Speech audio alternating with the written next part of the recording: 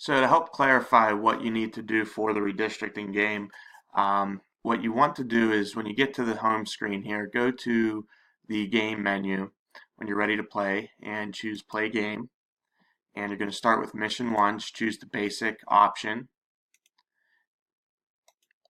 And you can pick either Democrat, Republican Party, it doesn't really matter, they both play the same objectives. And your job, it kind of gives you a little idea of being a party leader, what your job is to do in terms of redistricting. And in mission 1, each mission will tell you what your job is. So mission 1 is just creating equal districts in size of 640 to 650,000 people. So if we begin our mission, you'll see our districts. You have a purple, green, yellow, and orange, and inside each district you see these little houses. That is the representative's home, and you'll see next to each representative how many Republicans, the percentage of Democrats, the independents, undecided, plus the population of total people. So how you change your district lines, all we need to do is to just click and then just drag your mouse over an area, and anything that is in that area automatically goes to another person's district. And it's pretty simple to get a hang of what needs to happen here. It's not very difficult. The idea is, I can take this big area.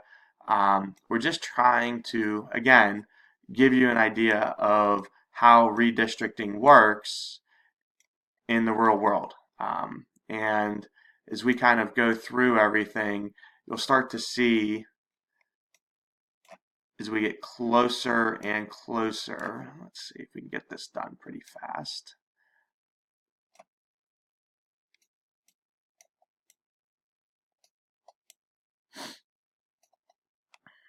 So whenever you are ready, what we'll see is, okay, so they all have a green check mark, so they follow our rules.